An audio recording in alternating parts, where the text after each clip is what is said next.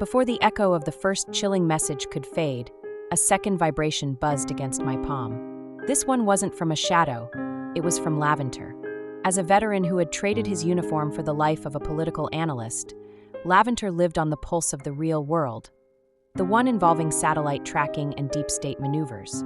He was the only one who didn't look at her bipolarism as a mood, but as a biological system being tampered with. "Where are you?" his text read. Simple and urgent. "I'm sorry I've been MIA the last few days. I've been trying to process everything you told me about this chip.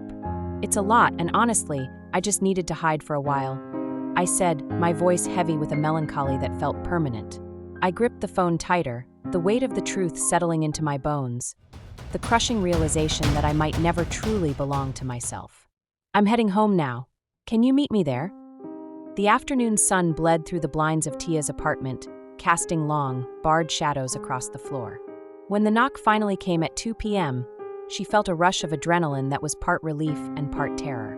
Opening the door, she was met with the steady, grounding presence of Laventer. He didn't wait for an explanation. He stepped inside, closing the world out behind him, and pulled her into a deep, fervent embrace. His kiss was long and desperate, a silent anchor in the storm she had been living through.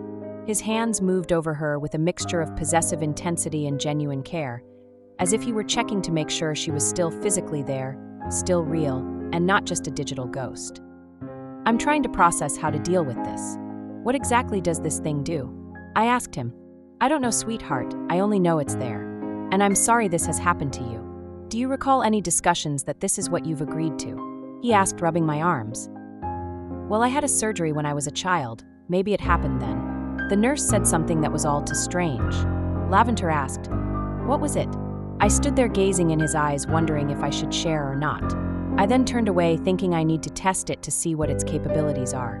Does this mean they've been watching me all this time? Every moment, my voice rose, a sharp edge of panic cutting through the quiet of the room. I pulled back slightly, my hands gripping Laventer's forearms as if to anchor myself. Can they hear us right now? Is every conversation I've ever had just recorded somewhere? I began to pace the small space of the living room, my mind racing faster than I could speak. If this happened back then, we're talking over 20 years ago. The technology was so primitive compared to now. How is it still functioning? Does it update itself? Is it evolving inside me? I turned back to him, my eyes wide and searching for an answer I feared he didn't have. "I have so many questions, Laventer. Every single one of them makes me feel like I'm living in a glass cage." My desperation shifted into a sudden, sharp resolve. "I need to travel. I need to test this thing out. Will you help me?" "Yes, darling. Absolutely," he agreed, his voice steady but his gaze narrowing with his own hidden curiosities. "I have questions too." A spark of genuine excitement cut through my melancholy. The thought of not being alone on this journey, of having him by my side as I unraveled the mystery of the chip, felt like the first breath of air I'd taken in days. "First stop, Nevada," she proclaimed, already pulling a suitcase from the closet. "Area 51. "No problem," he stated. "I'll also go pack so we can head out." He gave her another nice firm kiss and headed out the door. The drive to Las Vegas was a blur of desert heat and humming tires. I stared out the passenger window, watching the landscape shift from the lush green of home to the jagged, sun-bleached rock of the Mojave. Inside the car, the air was thick with a mixture of newfound purpose and unspoken tension. Laventer kept one hand on the wheel and the other resting on my leg, his presence a grounding force against the buzzing uncertainty of the chip.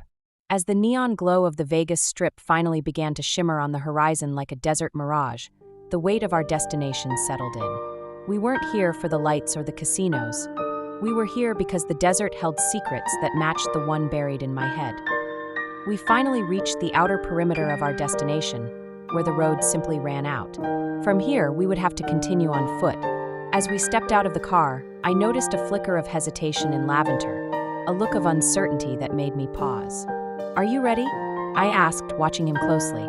I couldn't help but wonder if he was truly prepared for what was coming, or if the reality of our journey was finally starting to weigh on him. "I most certainly am, Tia," he replied. The uncertainty in his eyes shifted, settling into a subtle smile tinged with genuine curiosity. "But I have to ask, why here?" I looked toward the horizon, where the heat waves blurred the line between the earth and the sky. There was so much more to the story than I could share right now. Secrets that were still too heavy to put into words. "You'll see," I murmured. Without another word, we began to set up camp, preparing ourselves for what promised to be a long and grueling search.